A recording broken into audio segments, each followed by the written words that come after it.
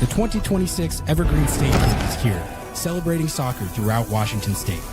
Featuring a bright green base with dark and light blue accents on the shoulders and sleeve cuffs, the kit will be paired with light blue shorts and socks. Inspired by the club's Forever Green and For Evergreen motto, the Evergreen State Kit embodies the spirit, texture, and landscapes of the Pacific Northwest. Continuing the club's long and proud tradition of Northwest inspiration, the Evergreen State Kit includes 52 sparks for the 52 mini pitches built in communities across Washington by the Ray Foundation. The lower corner is emblazoned with the Evergreen State in reference to Washington's historical nickname. Order yours today at lobbingscorchers.com/kit. That's lobbingscorchers.com/KIT.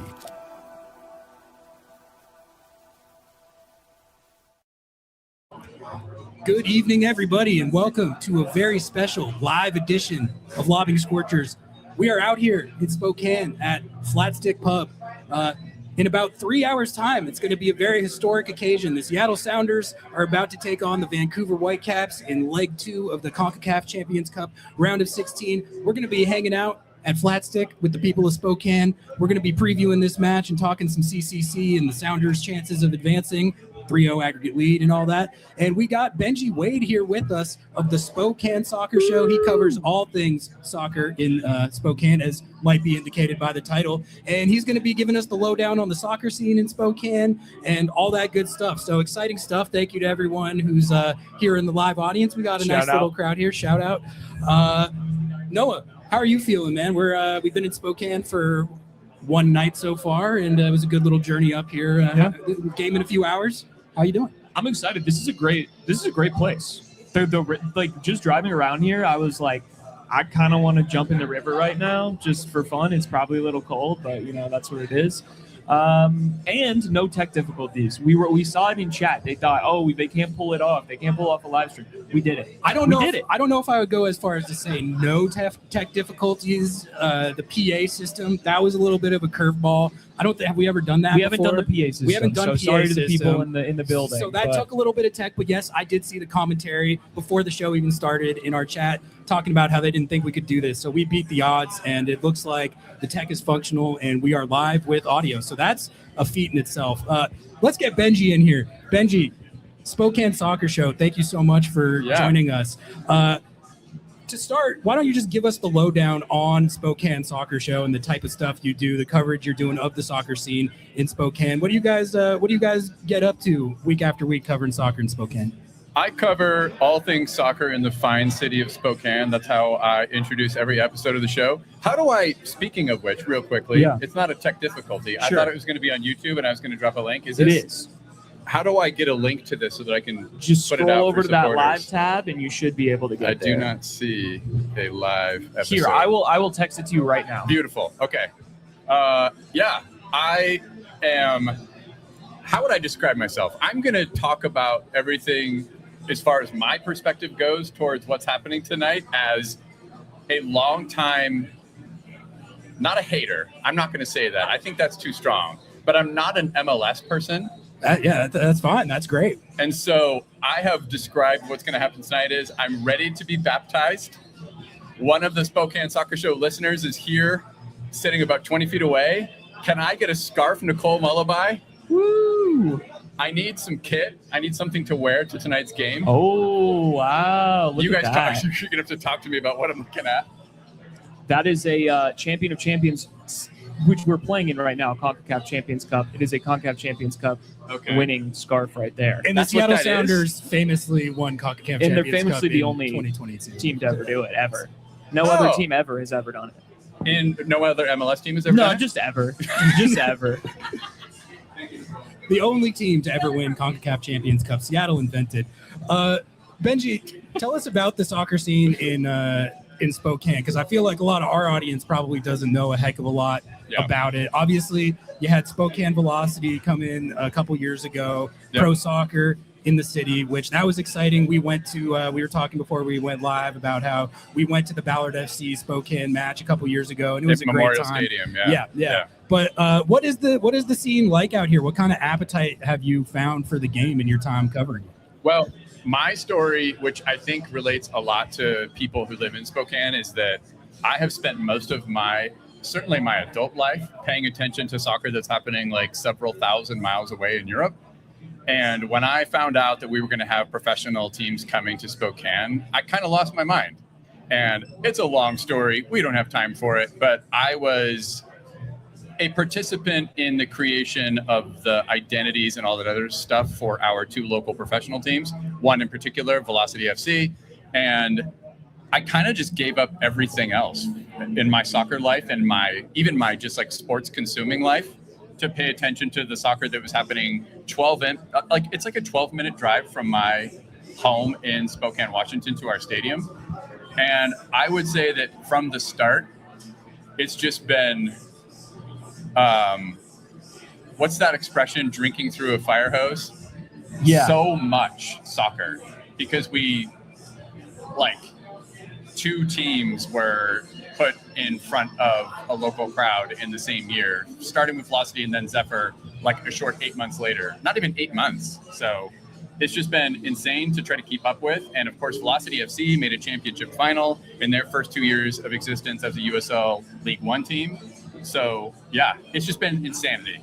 What's been the response in the city to Spokane Velocity? Because from the outside looking at it, It looks like such a professional operation. I think like USL League 2, you kind of get all levels of funding and support and all that. And it seems like the Spokane Velocity operation is like, there's a lot behind it. And I think the roster, when I look at it, it's kind of more experienced pros maybe than some other League 2 teams.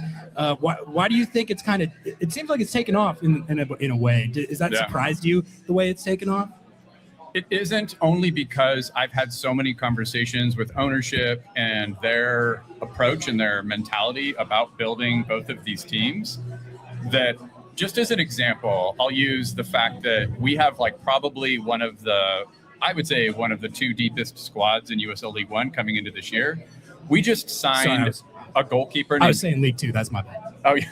We just signed a goalkeeper named Sean Lewis, who was back-to-back goalkeeper of the year in USL League One, and he was a backup in his first game for us last week.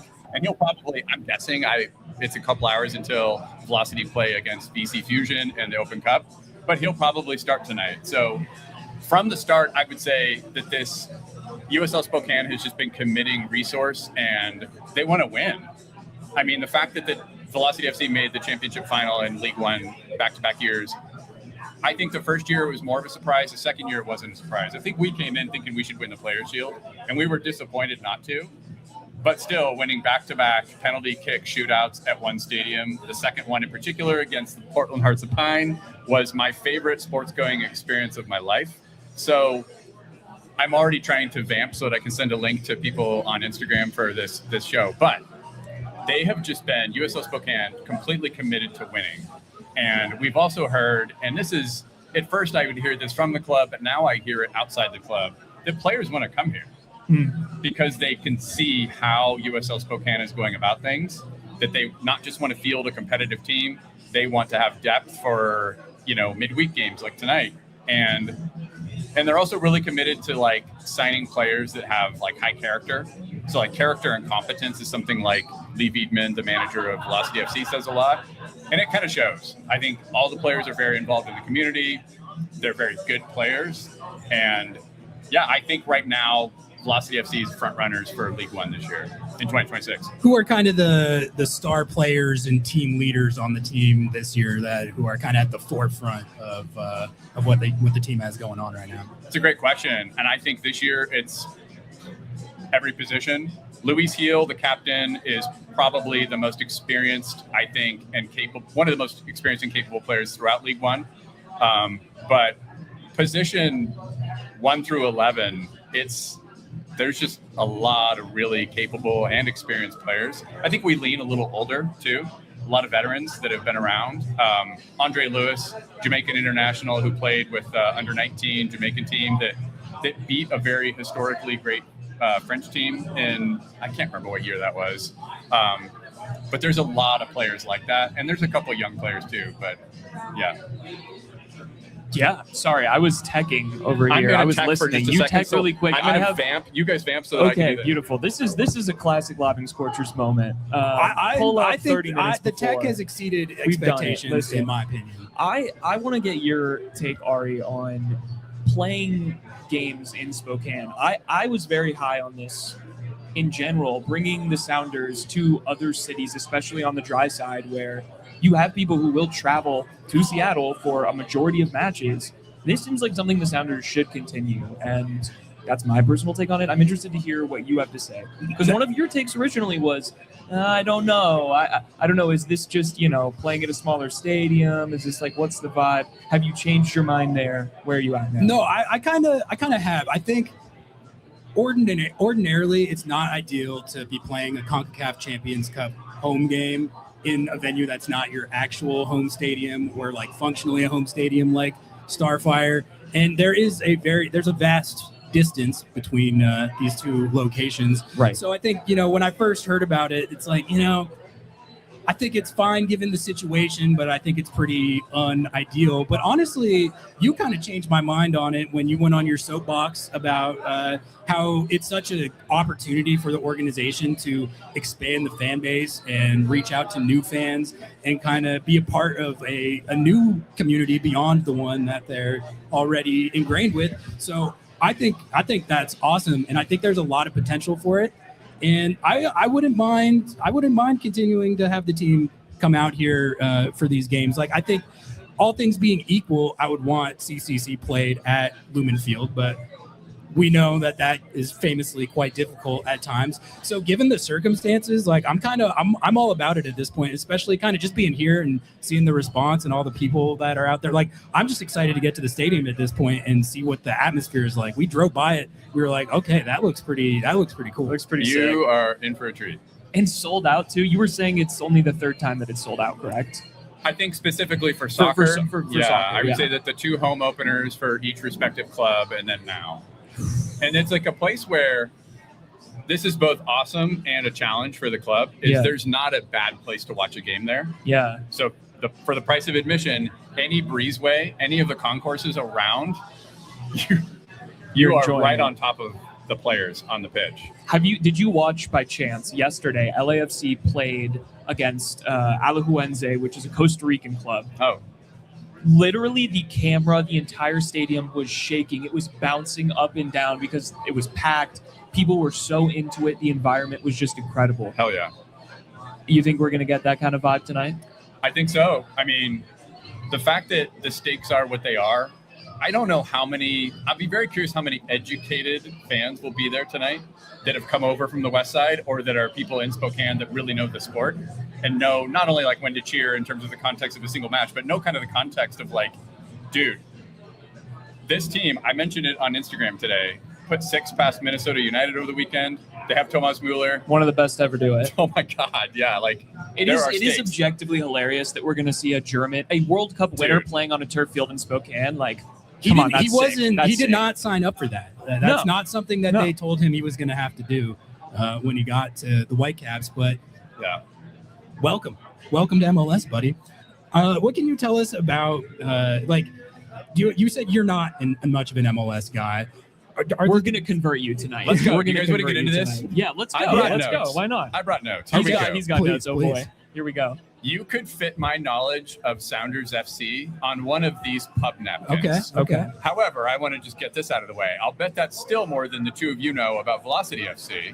Probably. So we're going to educate each other. It's going to be sick.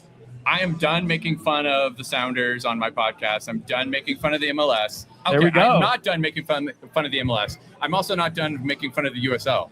When these big organizations do stupid things, I will call them out. Yeah, we don't like the oligarchs. No, we don't. We don't. I will start by saying this is my pieces of trivia about Sounders FC. You have plenty of time, believe me. Ready. Ozzy Alonso, club legend, Open Cup winner. Correct. Number 1. Yep. Number 2, Clint Dempsey played for them once upon a time. He did. Number 3, Chad Marshall is the favorite player of Velocity FC's own Cam Müller. Okay. Oh, he knows ball. That's a good. Yeah. Yeah. I thought it was Brad Evans, and I had to go back and look at the recording of when I introduced Cam Müller, who's from the West Side. He's from Snohomish. Number 4, there are a few Ballard FC and Tacoma Defiant studs on this team, And I'm blown away by that, and I think it's really cool. And I think it's an indication of everything that I've come to learn about Sounders FC by proxy, by osmosis, by whatever other word, that it's a classy club. And they're taking the homegrown kids, and they're giving them a shot. Because Osaze de Rosario whipped in a cross in the 3rd minute of the Open Cup game against us last year that helped defeat us. So back then, I was pretty pissed about that dude. Now I'm pretty stoked on him. Peter Kingston, the best player by far that we faced in the 2024 Open Cup game against Ballard. He's a content grinder. King Pete. He literally makes YouTube videos. Yeah, he's got a channel. Dude. He's a grinder. And he stood out so much. If you've watched the sport long enough, I'm in multiple decades of doing this. You just see a player and you're kind of like, oh, that guy looks way different than anybody else. That was King Pete in 2024. Shout out to him for having a great season debut against San Jose last weekend. And then Yutsuka Nome. I think Yutsuka Nome had an XG personally of 2 against us in the Open Cup last year. He hit the bar at least twice. Total stud. Glad to see that he got called up. Number 5. Everybody loves Paul Rothrock. Pull the room. Yes. Everyone's clapping. Everybody wishes that Jordan Morris could stay healthy. Also correct. Yeah. Number 6. Nope, that's it. That's the list. That's my knowledge of Sounders FC. Any questions? I'm like an effing Wikipedia entry over here. Honestly, I think that's pretty good. That is pretty good. Hey. I think you hit on a lot of players. I could go on. Yeah, that we like. I could spell the name of the club. You know Roman Torres, right? I do. You know Roman Didn't Torres. even know that he had anything to do with. Okay. I think what Sounder, you were won the first MLS Cup for the Seattle Sounders. He scored the game-winning penalty kick after famously never having taken a penalty kick in his life. I'm pretty sure. He also got smoked in the face by a ball really early in the game, and that game was played in negative 10-degree weather in Toronto. And I always wondered how he came back from that and played the rest of that game and hit the game-winning penalty, because that must have felt like it was off a Sebastian Giovinco shot right to the face. Must have felt like getting hit by a rock. Giovinco, no better FIFA 13 career mode player. Yeah. When he played for, I think, Juventus, at the time. He went crazy FIFA 13. That's a good pull. That's a good pull. So you've got ball knowledge. That's why I'm honestly, you were talking about it like you had no idea, but that's quite a bit. I think what you were hitting on with the youth development and giving the young players a chance, that's something that we both talk about a lot, that we love about the club. Because you get the fun storylines of the homegrowns like Paul Rothrock. But the thing I always talk about with it is when you have a youth development system like that, where there's so many of those players actually playing for your first team, it just makes the club feel more authentic actually to the place where it's from. Like when other teams play the club, it feels like they're actually playing against Seattle and not just a collection of players from elsewhere that happen to be on the Seattle team. My favorite part of it, I see you, Jeremiah Oshan, was talking to Jeremiah. God, when was that? I think it was after the Interbay game. So the second time we played and broke the hearts of Ballard FC in the Open Cup.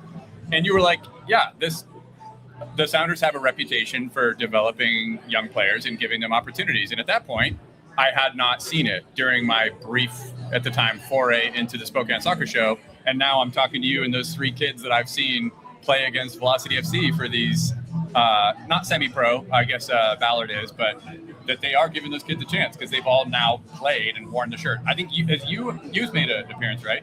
Not for the first team yet, but he's going to have to at some point this season. Yeah. Should we get Oshan in here? We probably should. You're in here. You want to get in here? Get in here. Get in here. Take my mic. Get in here. We have a 4th mic. Here. I'll set it up while he takes mine. All right. You need another mic, or are you good? Jeremiah Oshan, Sounder at Heart. Can somebody check my Instagram link? Is it working to the live show? Just want to make sure people can make it. We gotta check Benji's tech. Check Benji's tech. J.O. You can hear it in the headphones. Yeah, you can. It makes it a lot easier, honestly. The tech setup is pretty good. Kind of unreal. Yeah. Hi, Jeremiah. Hey.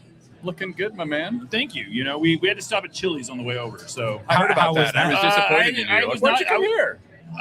Hey, I didn't eat. Okay. But the kids in the car. All right. There were some teens in the car that were apparently wowed by Instagram images Chili's, and they needed they needed to do some dippers or something. I totally That's get valid. Yeah. That's valid. We thought Yeah, you the and cheese pull. We were picturing a situation where you and Niko were like, you know what we got to do right now? No, that was not the Go to situation. Chili's. Yeah.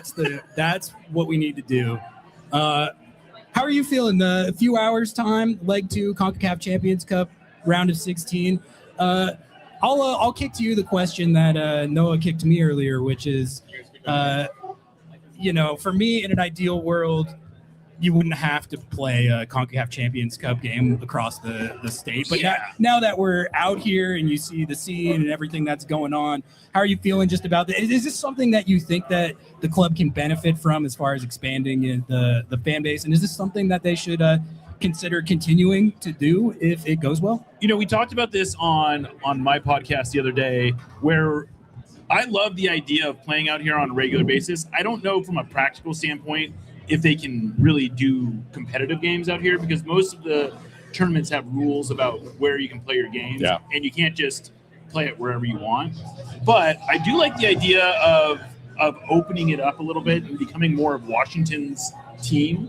And I think this is a great turnout. I think this is a best of both worlds, that it's a happy accident that they end up having to play out here. I mean, this is a great crowd. I think the Sounders seem to be embracing it. I think it's great.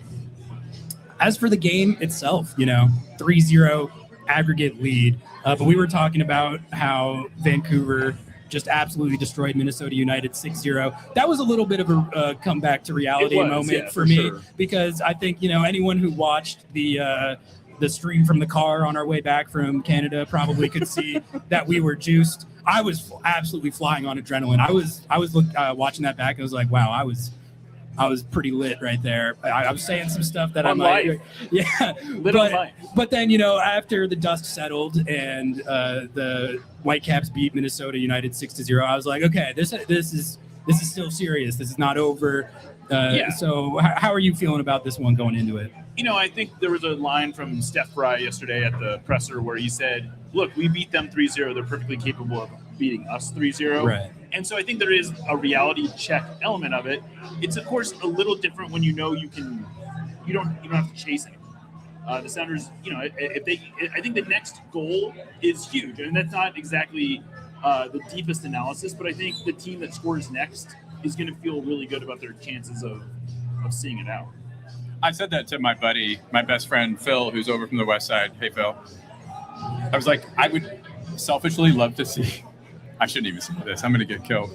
If Vancouver scores a goal, we suddenly have I mean, it's on. Extremely high stakes. Yeah. Absolutely. Oh, we got Niko Moreno. Yeah, Niko Moreno. He Niko, was how's it going? also Hey, nice to meet you. at Nice to meet you, my Chili's. friend. Nice of you to join us from Chili's. We appreciate that. Yeah, we had a phenomenal time there. Yeah, Great food. you have to support the local Just Chili's, the local you know? chain. the Welcome to local mom Spokane. and pop Yeah. local Okay, businesses. I do have a When you have to go to the bathroom in the press box, tell me which stall you use, because I'm not going in there. Thankfully, all I had was wings, and I had 2. The rest are in the car. All right. All right, I do have a question for you though, Benji. Yeah. I saw there's a burger place called Dick's. Is that the same Dick's that's in? Yep. The Get yourself only a bag different of Dicks. signage though. Yeah, same. Okay. Yeah. I did Good to not. I know. did not know that. I thought it was a Seattle only establishment. So That's we're what I all, thought too. we're all We were- learning here. I have another question. Last time I was here, I went to the Onion. Yeah. That one was pretty good. Is that because I've heard it's a chain as well? No, But it's is fine. that more local or is not? Or? Yeah, it's fine. Oh, okay. Better than Chili's. Uh, Oh wow. Well, it's more local than Chili's. Okay. Sorry. no way. That's what I'm saying. Whatever. If somebody from Chili's watches this, Chili's, up hit us your up. game. Sponsor. Up Yeah. your game. Up your game. Yeah. Niko, well, how are you feeling? 3-0 up on aggregate, but we were just talking about how, one goal for the Whitecaps, that could totally flip this thing back into, I don't know about full toss-up Right. territory, Yeah. but it gives them a lot of life if they can just score first. But at the same time, if Seattle can just score first, I'm not going to say it's a wrap if they score first, but at that point, it's pretty tough for the Whitecaps to come back. So how are you thinking, sizing this one up going into Niko, it? I'm going to do a quick Kanye West moment here, and I'm going to let you answer that, but I have to shout out Flatstick Pub. There we Flatstick Pub, go. not only in Spokane, but also on the West Side. huge supporters of soccer. Literally could not do this podcast for the last, now this is year 3 without them. Okay. Hey, I love that. You get the important stuff out there. There you go. I like that. We'll have to do a taste test on the wings. All right, fine. Yeah, no, I need a beer. I'll definitely be getting one of those. Or a beer. But A beer. this is it Somebody right get Niko a beer. So you're talking about the game. Oh, yeah. It's gonna be interesting how the first 15 minutes play out. Jasper Sorensen is a guy that is very methodical about the way he operates his offense. I do think that there's going to be a lot of numbers committed forward, but he understands what it would mean to allow whether, however you set it up. My guess is that today we'll probably see Paul Arriola there on that left side. Who's going to get behind Ocampo? Ocampo gets very comfortable getting forward, and I think that's what Jasper Sorensen is going to want to try to alleviate, is maybe not getting too comfortable getting forward. But I do think the first 15 minutes are going to be the most important minutes of the game, because if you do allow that early goal, it completely changes the game, and it almost shifts what Brian's preparing for in those first 45 minutes, let's call it. So I'm confident and comfortable with a Sounders team that I think has looked very good playing against the run of play, which is this new added feature to what the Sounders have been doing this season, and be able to, I don't want them to completely absorb. I don't want them to just sit there and wait for the Whitecaps to come at you. But there are ways to be systematic and to be selective of when you push and when you do counter. And I feel like that's something that they've done well recently. I think that they did that perfectly in the first leg, and I hope that they continue to do that in the second leg. Jo, are you? Do you think there's going to be anything different lineup-wise for this one, or do you think it's just if it ain't broke, don't fix it, run it back to exactly what you did in the first leg type situation? I'm trying to think if there's any obvious changes that we should expect, and I think it's going to be basically the same lineup that they ran out. I'd be a little surprised actually if they made any changes. Like, I assume Christian Roldan or Alex Roldan's going to play center back. I assume Costa Rienzi's going to play right back. Trying to think what other changes there would even be potentially. I think that the only change that I could see Brian making, because he does trust Alex Roldan so much, maybe would be Moving him right back. playing. If Tito played so well last game, do you run him back next to Jackson Reagan and you push Alex onto the right flank and let him be more of a manageable right back, aside from a Kalani Costa Rienzi that's going to be more of an attacking-minded type of fullback. But at the same time, then it goes to what I just mentioned. Do we really want to sit there and just absorb? But I do think that because of the relationship between Brian and Alex, maybe that'd be the one change that I think we can see for today. I think the bigger changes are going to be on the Whitecaps. They did not start Brian White. They did not start Andres Cubas. They did not start AZ Jackson. Those are three very, game-changing type of talents that they did not start in the first leg for a variety of reasons. We don't know what's going on with Tristan Blackman yet, I don't think. But they will have a stronger lineup in this game than they did in the first leg. Benji, have you gotten any sort of read on? You were talking earlier about like not knowing if it's going to be the more kind of plugged in, educated type of fans versus more casual fans who are kind of just discovering this for the first time. Do you have like a read or prediction on that at all, or are you kind of just going into it just with absolutely no idea what the vibe's going to be like when we get in there? It's such a great question. I have a feeling, I don't even know, because I don't know where if I went back through the memory of that week, and I remember talking to you, Jeremiah, about the sales of tickets, and we were like, well, by this time, there'll probably be blah, blah, blah. And then it was like sold out very quickly. I mean, it sold out within 24 hours. Yeah, so I don't know what the complexion of West Side versus East Side is.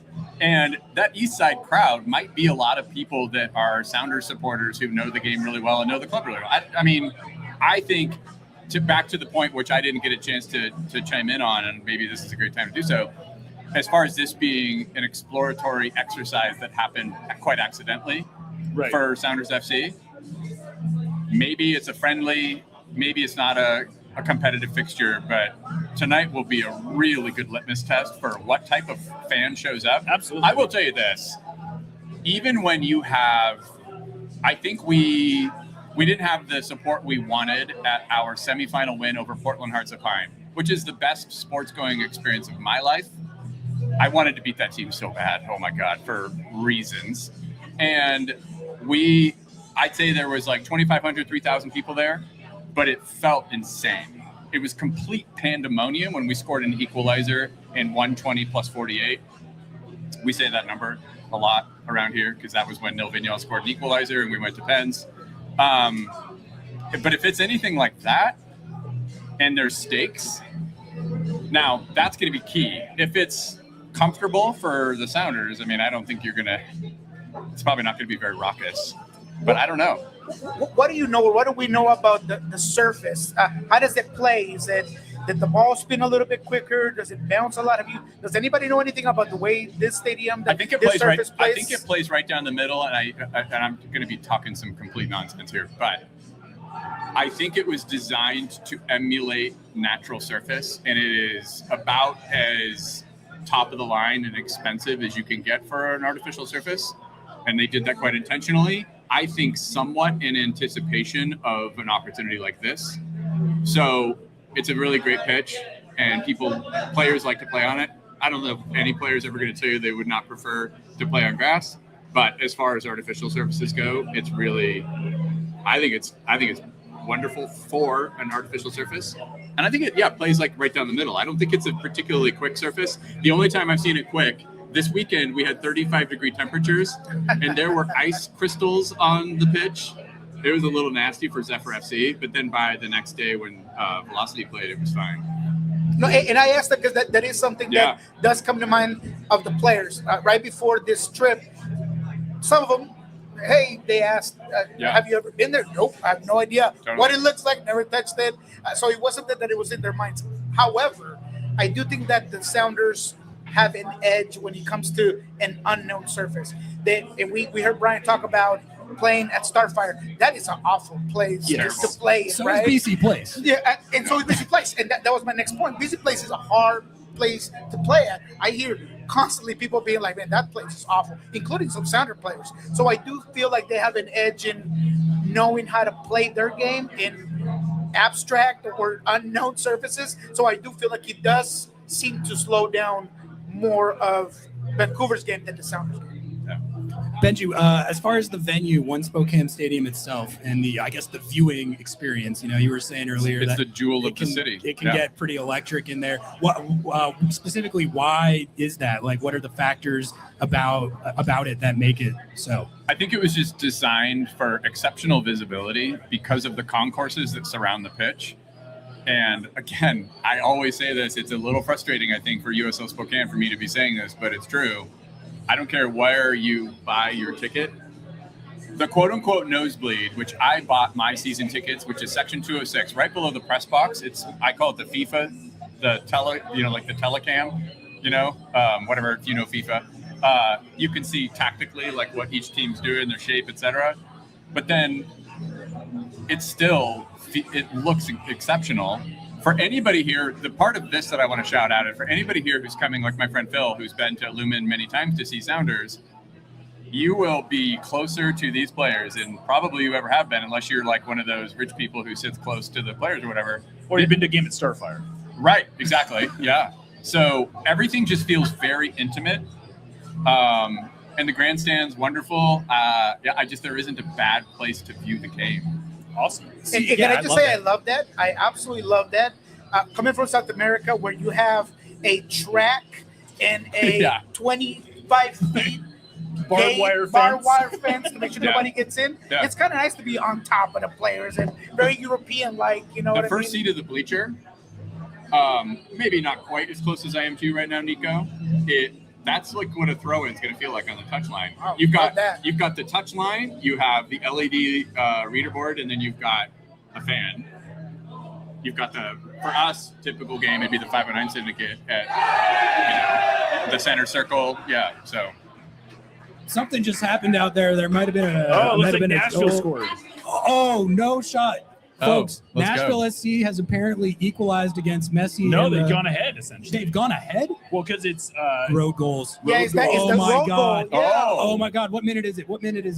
Is Messi playing? We can't see. Yeah. He He scored a is. goal Okay. 7 minutes into the Oh, game. of course. Oh my God. How funny would it be if they got Amazing. knocked out? Please. Me and We gotta- Jeremiah were just talking about this. I said I'd be very happy if Nashville scored a lady 74. for us. That's a little bit too Minute much 74, time. That's a yeah. little bit too much time. I But love I mean, the Open Cup so much. I just want to shout it out. Oh my God.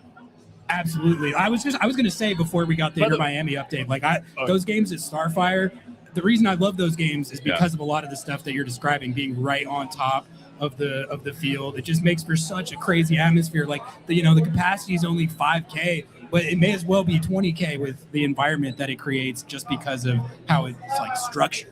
Yeah, absolutely. Speaking of the Open Cup, though, Spokane is playing tonight, Yeah. right? Against VC Fusion. And VC Fusion is a somewhat famous Yeah. USL 2 Shout team. out Keith Costigan. Yeah. He's the coach. Oh, that's Oh, is he thank the you. current Yeah. coach? Mhm. Oh, We Is he found that out really? when we were interviewing him, yeah. And we were like, "You broadcast all these MLS games and coach a team?" And he was like, "Yes, Wow. yeah." He's did not kind know of wild for that. But, I like Keith's good Great people. guy, great guy, yeah. And he got Check a little. out our interview with Keith Costigan. Keith got a little dog in him.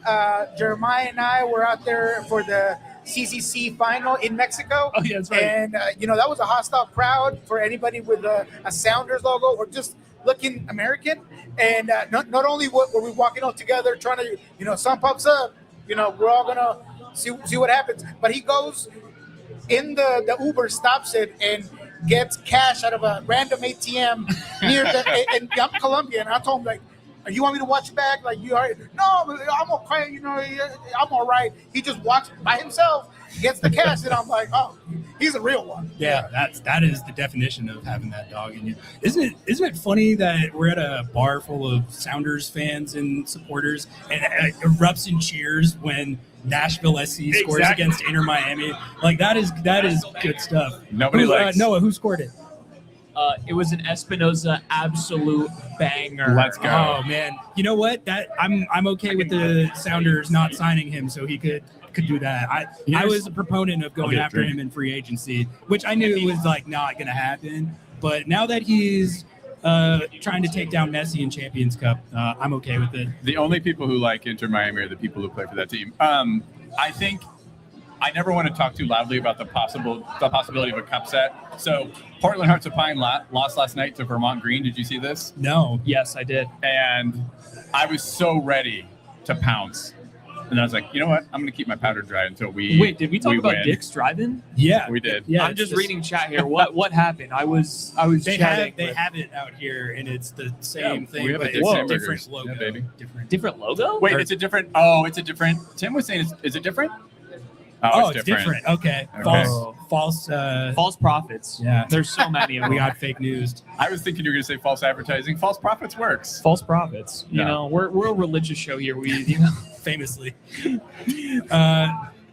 Noah, how are you feeling? Got the game coming up in just over 2 hours now. Yeah. Right? Yeah. It's 3-0 aggregate lead. What do you think? I mean, listen. Thomas Müller trying to do it in front of 5K in Spokane. He can't. He's not going to be able to do it. It's going to be. There's going to be at least 2 goals for the Sounders in this game. Hell, put Pete Kingston on. Let's see what he's got.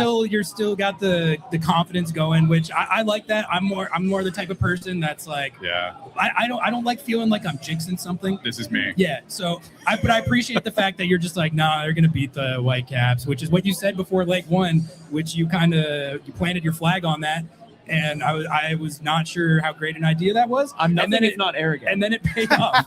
It paid off. So Dude, I'm superstitious. I think I'm a little bit more like you, Ari. I don't want to jinx it. yeah, well, I just if I'm puffing my chest and acting all confident going into a game, and then the team loses, Yeah. then I'm like, that was because of me. Like I did 100%. that. So I mean, it's nice to have Oh, someone. I've who, even thought about that. If somehow the unthinkable happened, I'm like, they're never come back to Spokane.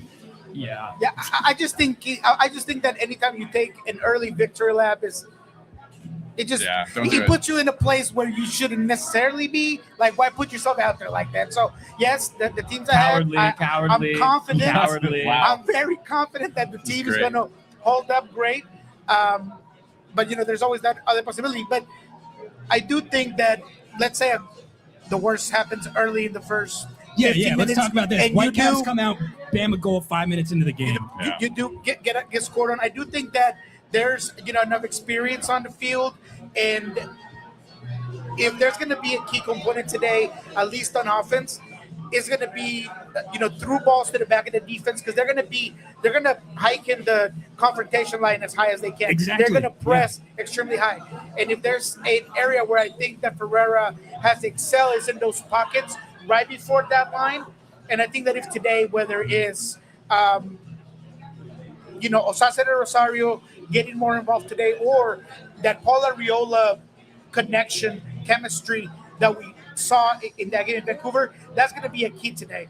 Perhaps the way this works is if they do get that goal and Seattle keeps their composure, just stick it to the game plan, right? You stick to the game plan and you allow those moments to come around. You don't force the ball, but you do look for the spaces behind the back line of Vancouver. Can I ask you a question? Yeah.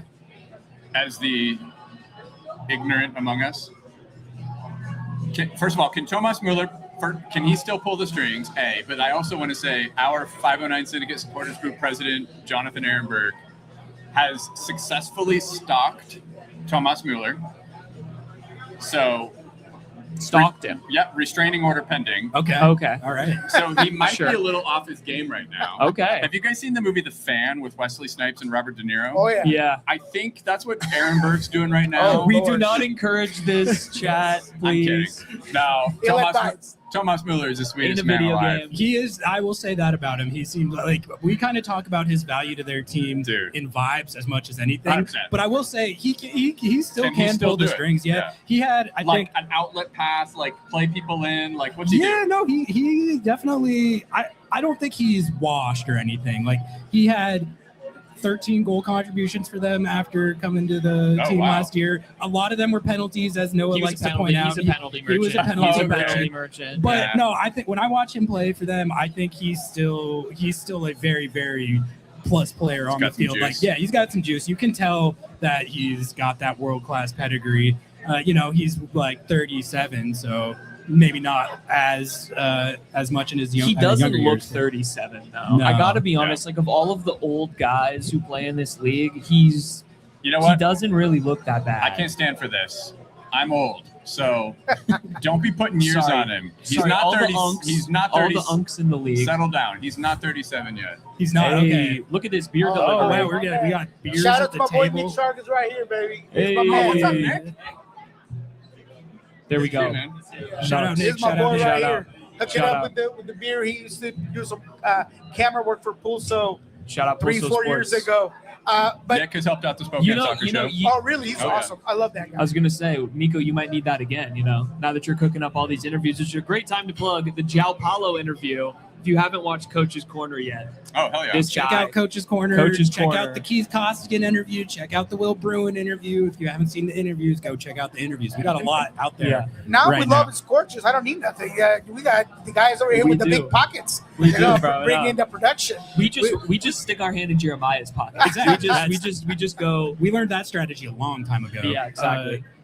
Let me say something about Thomas Müller. I Yeah. think that his biggest attribute is that he's a amplifier on the field, and Yeah. he makes everybody around him better. Yes. And I didn't realize that his energy and pedigree was going to be as infectious as it was. I don't want MLS to bring old people type of person. I don't like the whole chase the big names and put butts in the stands with all these big players. So I wasn't necessarily behind that move, but all it took was 2 games for me to see him chasing down players, talking to those around him. There was a game, I can't remember if it was the 3rd game that I saw from him. He's directing traffic. He's telling guys, slow it down. So that ability for a guy at that level to still care enough to coach and manage and lead, and then have the ability, technical ability and skill set to also prove it on the field, that's been what's been most impressive about Thomas Müller since he arrived at Vancouver. When we were in Vancouver for the first leg, we were walking around the stadium before going in, and we see Thomas Müller just walking down the street, Just strutting down the street just like strutting just like any he was guy. just a dude. And then obviously people around the stadium realized that. And so he was kind of surrounded by fans, and people wanted to take pictures and get autographs. And he was just man about town, He like, just- yeah, I'll take this picture here, That's sign awesome. this Time with autograph every here. person. Every person. And there, yeah, he was mentoring the youth. It was just like, wow. I can't hate this guy. He It's just really, seems like a great guy. really unfortunate that the Whitecaps have likable guys. I know, 'cause, I like, hate that. It's like I don't like that team, but like I want to I not. gotta like the Berhalter. I He's like like the a nice Berhalter guy that's I signing like this autographs guy. on the It's like, street. Damn it. Quit being nice. Stop being affable. Yeah. God, it's just these damn Canadians. I'll bet you a lot of people looked at that as it was happening, though, that didn't know, and they were like, Who is that, that guy must be a really sick accountant. Yeah. Oh, man. He probably saved them so much money on their taxes.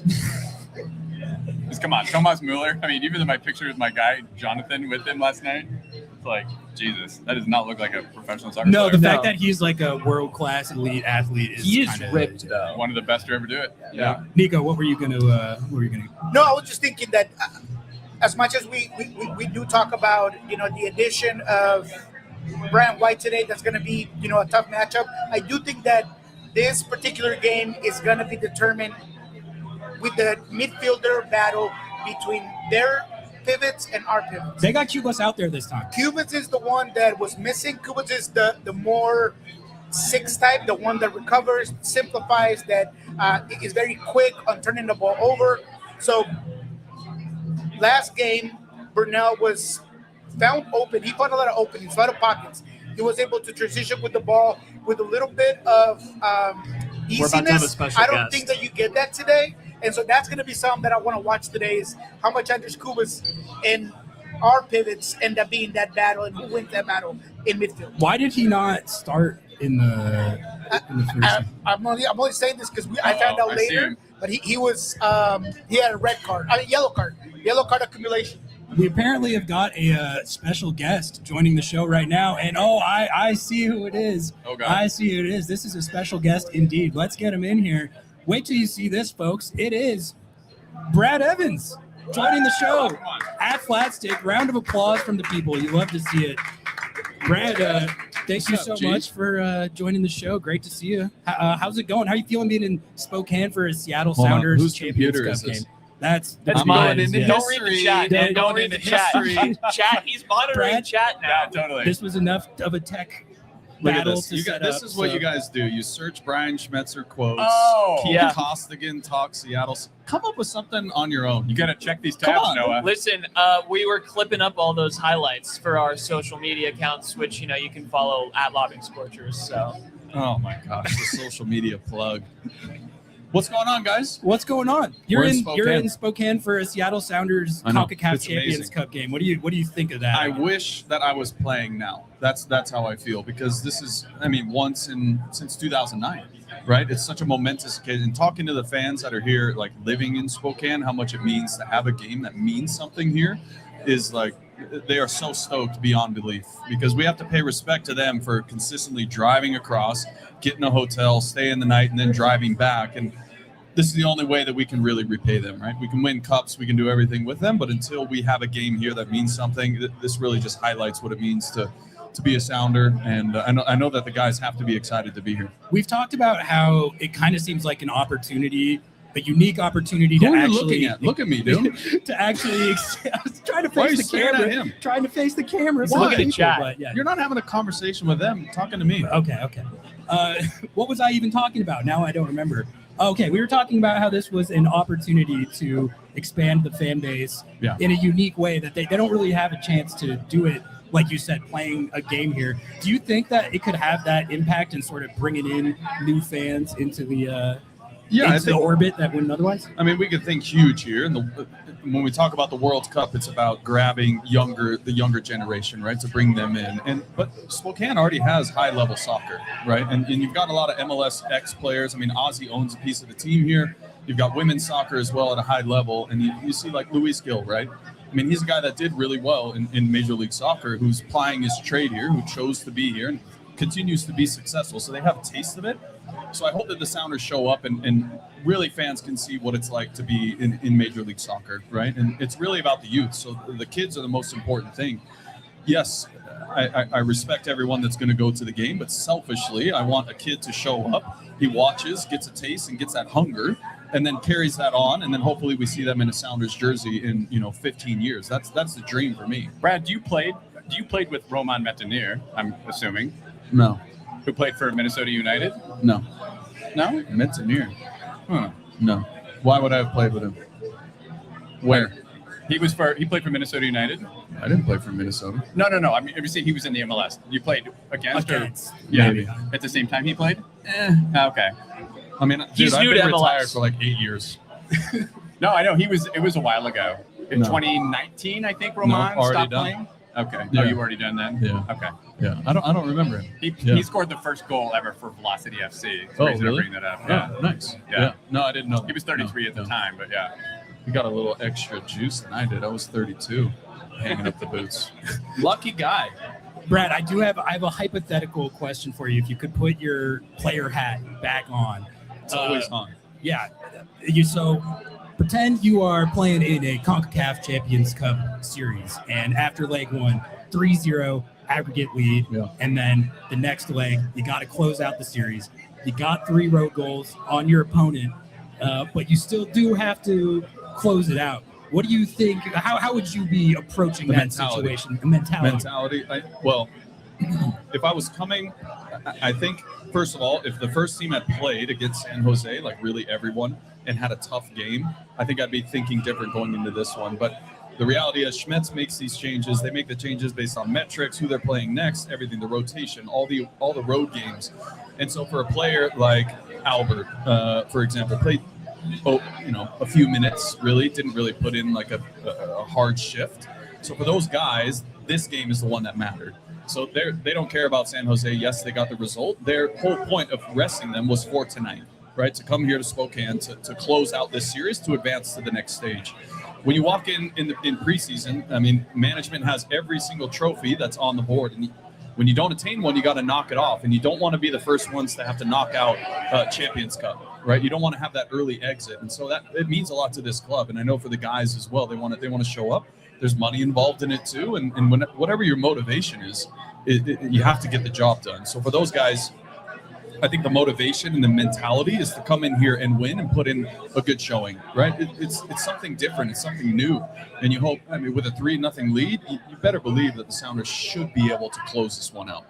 Paul Rothrock called it, they're saying in the locker room, they're calling it the Seattle Sounders Road Show because of all the travel that they're doing right now. I think it's like That's 7 games in a row. Yeah. And then this was like supposed to be a home game, but this is basically another road game. What do you remember about those just really long road trips? And what do you think is the key to successfully taking results when you're just basically living out of a suitcase type stuff? Yeah, it's tough, but you do it in preseason for long enough, right? You've got about a month in preseason where you're flying internationally, you're having to play against teams you've never played before, and ultimately it's about bonding on the inside and really what it's like to pick up results in difficult situations.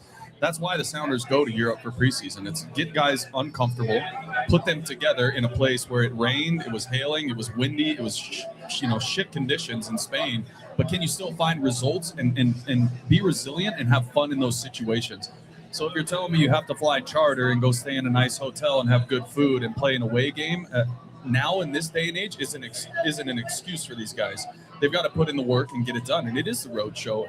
I think for them, if they can get through the next 4 or 5 games and then have that homestand and have this one be successful, I think you'll see a great Sounders team come middle part of the season when the World Cup's done and the latter part of it. What was the second part of your question? I think that was pretty much it. Roadshow. I think Brian was talking about how each round you get through it's like a next step. Like once you get through one round, you're moving on to the next. Maybe it wasn't Brian, but when you look at Champions Cup, you look at all of the away travel, you look at all of this, you're looking ahead. When you were preparing yourself, I know this is kind of a second part to Ari's question. It's like, you were just looking at this game. You're not looking ahead to be like, oh, Cincinnati, we might get to play a Cincinnati team that may or may not be that strong, or like, how do you kind of block that part out as compared to? It's a learned thing. I mean, if you're going to ask a rookie that question when he comes into the league at the Sounders and have to play 5 tournaments in a year, they have no idea how to handle it. The only thing that a college player has done is played, a 3-month season in college. They don't know what it's like to go on a 7-8 game road stand and then have multiple tournaments throughout the year. So it's a learned thing that you figure out in year 4 and 5, right? If you had asked Reagan that 4 or 5 years ago, he probably wouldn't have an answer. It's just take every game at a time. But as you get older, you can start to pinpoint things in the schedule where you say, okay, if I play well here, we should get a result. This is a tough game. You think about last year's team of your opponent and if you were successful or not successful. Was it at home? Was it not at home? Was it in the summertime? Was it when the weather was nice? Like all these things flood into your brain as a player the last time you faced that opponent. So I think guys will be saying right now when you have this big homestand is just win the first half or keep it to 0, right? And I think that'll be the most important thing. I don't want the guys to go into a shell tonight, most importantly. I think that's just ineffective for us, and I don't see that happening tonight. I think with a 3-0 lead, the Sounders have an opportunity to press and impose their game. If this was 1-1, 2-1 tighter, maybe you sit in a little bit and have that shell. But I think tonight they have an opportunity to go out and play free. And I think that Schmitz has echoed that as well. It sounds like we have another eruption. Did they get another one? It's over. Nashville won. Nashville has defeated booted Inter Miami. Oh Love my it. God! Wow. Inter Love to see Miami it. has crashed out of Concacaf Champions Matrix Cup. stuff. I said love to see it, and that's the first comment I looked at. Love to see it. Right You love to see Inter You love Miami to crashing see it. out. That is incredible incredible. for life. We have the same brain waves. I am interested to know. Now I'm losing my question here. I've got to rebound that. I'm just thinking of. Oh, here we go. The Sounders. It feels almost like they're immune to the CONCACAF-ness now. We were watching Sun and Bowanga yesterday struggle Fighting in for their Costa lives Rica. in Costa Rica. I have never seen Sun have a crash out. He's a very, settled player. He got up and started running around and screaming at other players and at the referee. It feels like because the Sounders have been there, done that, Brian has been there, done that, this team is so glued together. There aren't major roster How are you turnovers. doing this while chewing gum? You want to bite? No, Chewing gum. that's incredible. He's I chewing gum. also can't hear you at all. That's so I've just been Are you lip reading? reading. Oh. Yeah. Oh, But you don't have headphones. it's Okay. it's fine. But yeah, are the Sounders immune to CONCACAF? Well, it's just so experienced in CONCACAF now. Son is so new to be. I mean, there's a reason why teams are CONCACAF, have been CONCACAF. Whether it's referees or situation in the stands that happen, it could be anything, right? So I think this is Son's first away trip, coming off of a Saturday game and not finding the success that he normally would. When you play teams from CONCACAF away from home, everything goes out the window. You have to be so basic in your play to get the result, because you have to imagine all those players you're playing against, you as a Sounder are living the dream. You're playing in Major League Soccer, living in America, getting paid now fucking a ton of money, and they are just fighting for a chance to be recognized, right? To maybe be looked at by a GM that's watching or a GM from another team to say, hey, that guy's got the spark. They are playing for their life and a way out. And so you're encountering a different beast. And even if he was involved in Asian World Cup qualifying, I don't think it's the same. I think there's something, and when I played with the World Cup team and U.S. men's national team going down for World Cup qualifiers, the teams you beat at home 3 or 4-0 easily never happens away from home. It just never does. And there's a reason for that. It's hot, it's humid, the referees are bad, the fans, the food, the travel, whatever it may be, you throw it all out the window. And you kind of have to just get back to basics and play the way that you were taught to, and good things will happen. But Son was victim to being CONCACAF. Lionel Messi now crashing out of Messi CONCACAF got Champions CONCACAF. Cup against Nashville SC. This is why MLS is the greatest league in the world. You're never going to see anything like Nashville's that. really good. They are. Yeah. Nashville's really good. Did you think that they had a decent chance in this series? Because I mean they are really good, and I love the Espinosa signing. But That's the best. I mean, I wished and prayed that the Sounders went after Espinosa and made it happen Me somehow. too. We were just he's saying incredible. that. Yeah. I mean, he's one of my favorite players. If you're any striker in this league, that's the player you want serving you the ball. That's the player. Yeah. I mean, it's incredible what he can do on the ball and on the pitch, and his brain, and how he's bought into every team he's been on. Even a shitty San Jose team, he was bought in fully and loved by the fans and got results and assists and goals. the prototypical player that I would love to sign, right? That would have been my first go-to, but he's an incredible player and has made them even more dynamic. You had to compete against some of these big names that came over during your career. Teams taking on Thomas Müller tonight. You know, he's one of the best players of the generation, one of the best German internationals at all time. What are those situations kind of like when you're playing a guy like, I watched him on TV growing up, where he's considered such an elite player. Is it hard to kind of differentiate between maybe whatever starstruck you might feel between now, like, I have to compete against this guy and beat him? Yeah, I mean, David Beckham was probably the biggest example of that. When I grew up watching Sky Sports, it was all basically Beckham highlights. He was in his heyday. And then to get to play against him on the pitch in LA, in his own environment, was something really special. But everything goes out the window when the whistle blows, right? He just becomes an enemy at that point. It's whatever I have to do to win the ball or throw him off his game. And a player like that, you can't really throw them off their game. They've been through it so much. So in those situations, you just know you have to do everything right? And a guy like that, you have to study. Yes, Beckham's all right-footed. He's never going to play a pass with his left foot. So you favor one side over the other and hope that you get the result. In those days, it was Keane, Landon, and him running the show. But yeah, you have to throw those things out of your mind. Otherwise, you can get wrapped up in the hoopla that's around it. But those guys playing in LA, Beckham was amazing. Robbie Keane, another guy that I grew up like a hero of mine. In LA was different. They played more free, but then when they came to Seattle, it was a different team. They got some results every once in a while, but I always felt it was a little bit different in Seattle. Like they were coming to our place to play, and you see that they're human at the end of the day.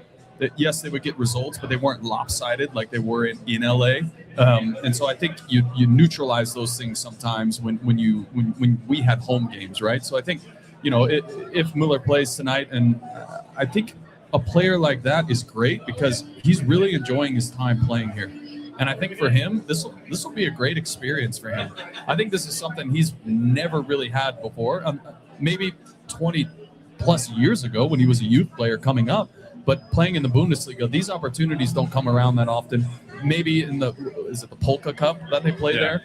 Maybe some games, away games, but I doubt that he would play in away games there in small venues. So this is a cool opportunity for him, and I'm excited for the fans to see him as well. I've gotten the impression that he's really stoked by the novelty of these types of experiences. Totally. Yeah, and that's great.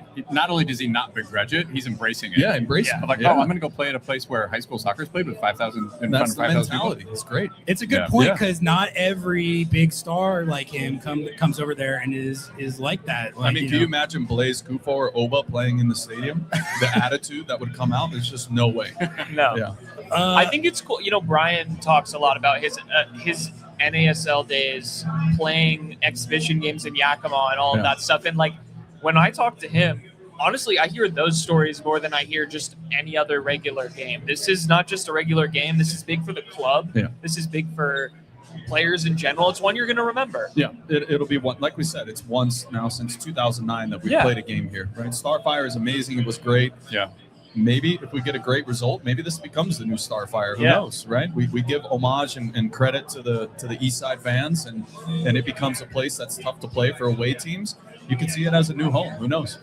Brad, we're going to let you go that. Thank you so much for joining the show. Brad. We really What appreciate is the this, time. StreamYard? Someone did give you a super chat for $10 and said he needs a refill. Oh, thank you. So let us know. The next one's on us. Brad, Cheers, before guys. you get out of here, words of encouragement. Cameron Müller, who grew up in Snohomish, plays for Velocity FC. He's likely to play tonight against VC Fusion in the Open Cup. His favorite player was Chad Marshall, but Brad Evans was in his short list of his favorite players growing up. Appreciate that. Words of encouragement for Cam Müller. Yeah, look, every opportunity is a chance to show, and you never know. Looking back on the career now, you never know when your last game is going to be played, right? And that's the biggest mentality, I think. So you have to go out. No ball is too far to be hit out of bounds. You have to chase down everything, and you just can't leave the field with any what ifs. That's the biggest thing. You can't say what if after the game. If I would have gone up for that header, if I would have challenged for the ball on the ground, if I would have just took that shot or organized or talked, right?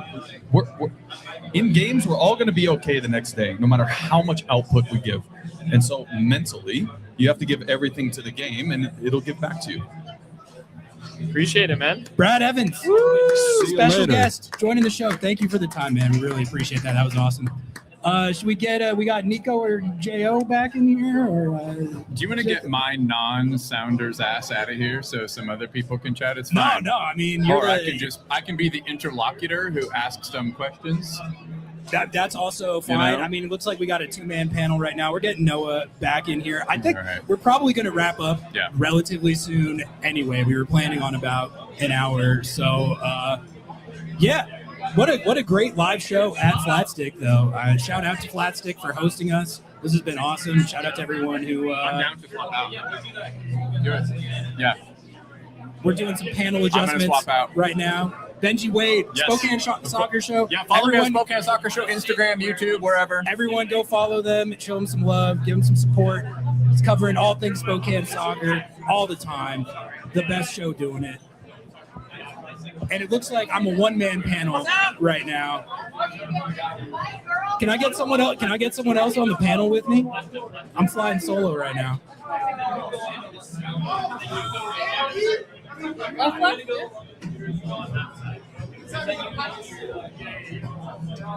Brad, how are you, my friend?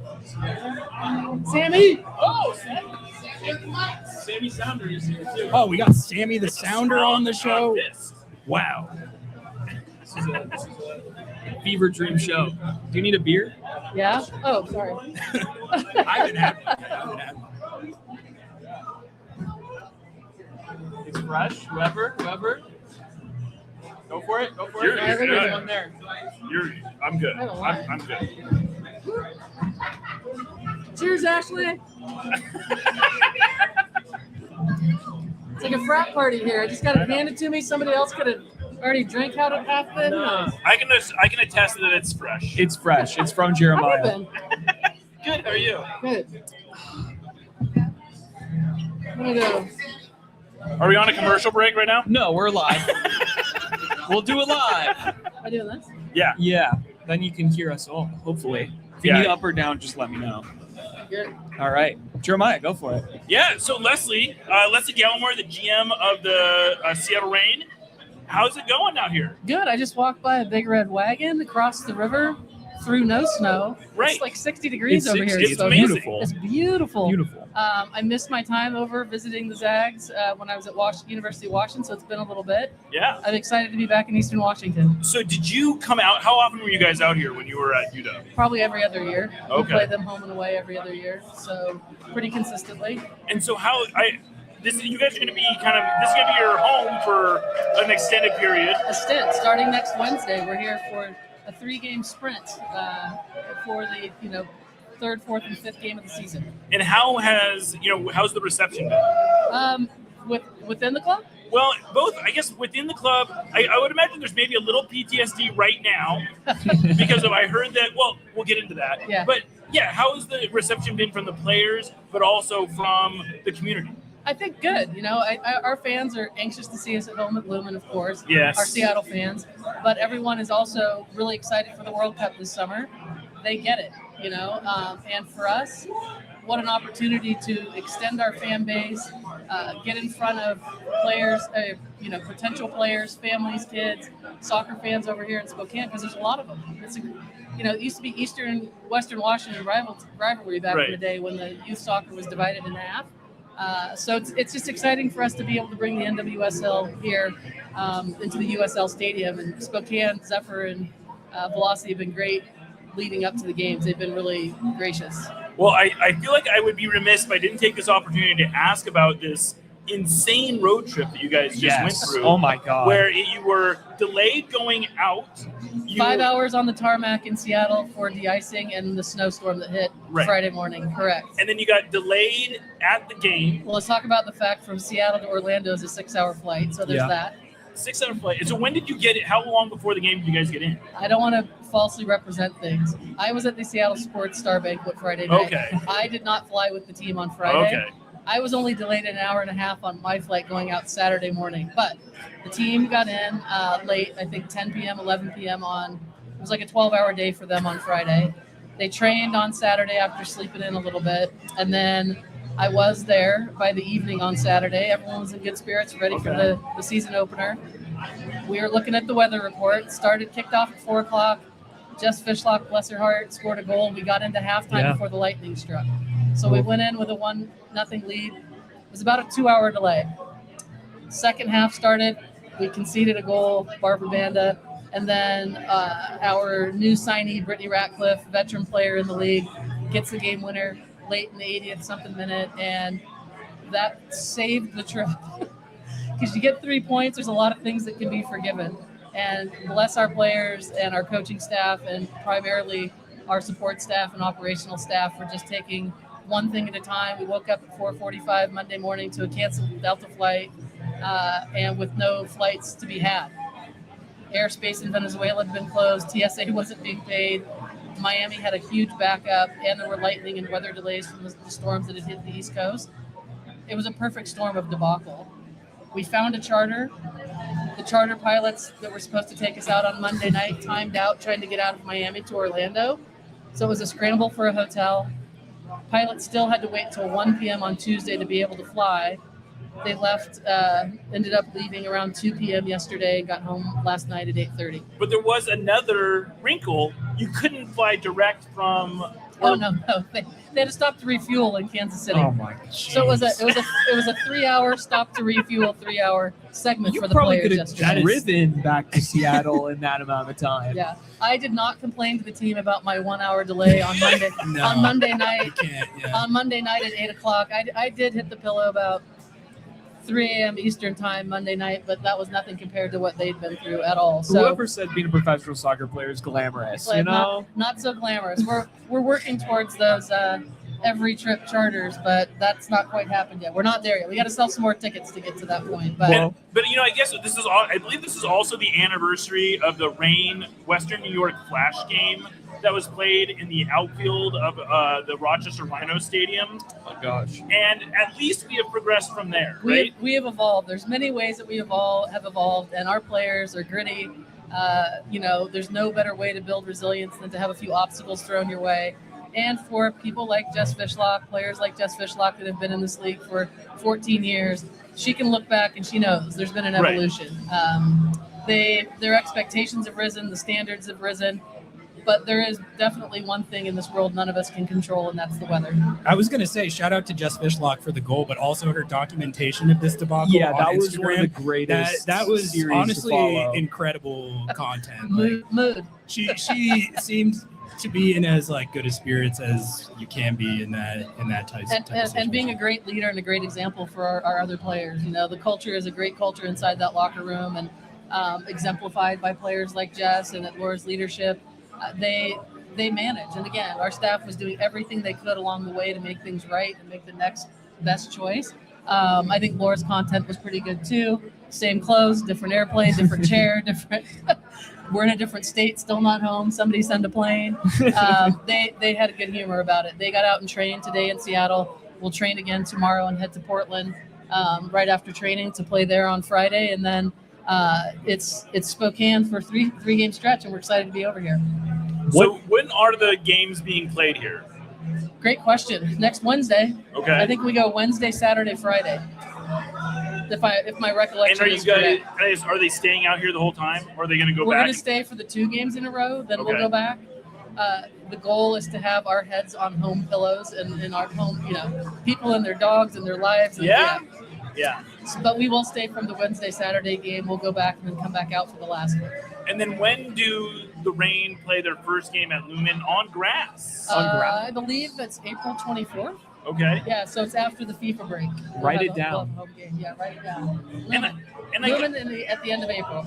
And so there's got to be this. No one wants this trade-off exactly. We're not going to act like this is all gravy, but there is some upside, and that is getting to play home games on grass. Yeah. That's got to be.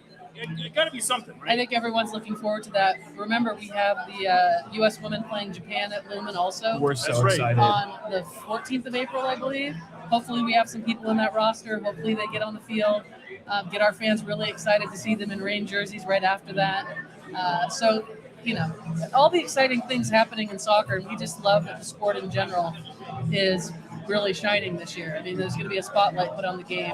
And I said this before, one of the things about the 26 World Cup I'm most excited about for our state and for our city and for all the fan zones that are going to be going on around the state are the non-soccer people that really understand how big the game is globally. I think there's going to be some eyes open to how much it means to people. So I got one more soccer question. I feel like we got to ask. You made a big trade just very recently, Jordan Heidema. Tell us about that. What went into it? It seems like a significant one. Yeah, it is significant. Jordan has been an outstanding player and human being in our club for 4 years. She's still very young. There's a World Cup year coming up. I think there was mutual feelings around Jordan, maybe just feeling a little bit stuck and needing a change of scenery as professionals do. So we talked it out, and obviously there were teams that wanted her, and what we are looking for in the future. And it was in our league, it has to be mutual. Right. And so we had Laura and I both had great discussions with Jordan around it. And to be honest, if nothing could have happened when she wanted it to, she would have been fine, and we would have been fine having her stay. But Chicago came at us, and I think we made a good deal, and we ended up getting another young Canadian signee. You guys haven't seen Holly Ward yet, but we got another player that I think will do very, very well. And we wish Jordan nothing but the best. It'll be exciting to see how she does. That franchise had a big sale. They've had a lot of turnover in the club. They have a new coach this year. So I hope Jordan tears it up. Who are some young players that you have coming up that you're looking forward to seeing what they can do going forward here, and what kind of impact that they can make? In the team? Yeah. I say this to a lot of people. We have Jess Fishlock sitting at 39, and the average age of our team is 24. So if you took Jess out, imagine what that does. We have a lot of young players. So we've signed 17, almost 18-year-old Evan Osteen, who's in the U19 national team. We're going to give her a developmental period. At some point, maybe send her on loan, but she's going to be the future. Obviously, Jordan Bug, a little bit of a knock with a hamstring in the last FIFA window, but Jordan is arguably the best young center back in the country right now, and we are so fortunate to have her. She's got a big, big future ahead of her. Maddie Darlene, Emery Adamas, Ainsley McCammon, to name a few, are young players. Mia Fischel has been in Mexico and at Chelsea. Her first time in the U.S. playing. She's young. She's 23, I think, or 24. So we've got some young players that I think are really going to be the next big building blocks and chunk of our team that leave a legacy. I'm interested to know how the league has changed a lot, because it seems now, it used to be the college pathway was the pathway, and now you're signing players out of high school, correct? That's correct. How has that changed in the last 5, 10, 1 Yeah, year? it's been wild. It takes one, right? I mean, Lindsay Horan was the original that skipped high school and went straight to Lyon and didn't go to college at UNC. Some of these players are signing before even finishing high school, and it's just interesting. I think if you look at the men's game and see how it evolved and up to this point, and if you look at the women's league, we're kind of following suit in some ways. Jamie Clark, good friend at the University of Washington. I had the pleasure of working with him for several years. He and I both talked about this all the time, is 4 years of college might be perfect for some guys that end up going on to be professionals. 2 years might be the pathway that they have. And there's some that skipping college and making it as a pro now is right for them. They all play a part in it. I would never tell somebody to skip college because I think it's tremendous, and some that's the best pathway for them. But there are some young players out there right now that are proving that they're ready. Sweet. Well, I think you are getting pulled. I think you're being summoned for more responsibilities. Thanks Thanks guys. so much for joining the Thank show. you so much. That Go was Reign. awesome. Go Reign. Sounders. Leslie your Reign Gallimore, tickets. Seattle Reign GM, just joining the show. We had Brad Evans right before that. So star-studded cast at the live show at Flatstick. I think are we about ready to wrap her up here? Okay. Yeah. We're gonna call it right there. We've been going for an hour and 20 at Flatstick, so it's almost about time to head over to One Spokane Stadium for this match. Thank you all so much for tuning in. Shout out to the tech. Thank you to everyone in the live audience here that showed up to watch and show some support. We love you guys. Game up next. We will see you guys for our show after the game. Love y'all. Peace. Bye.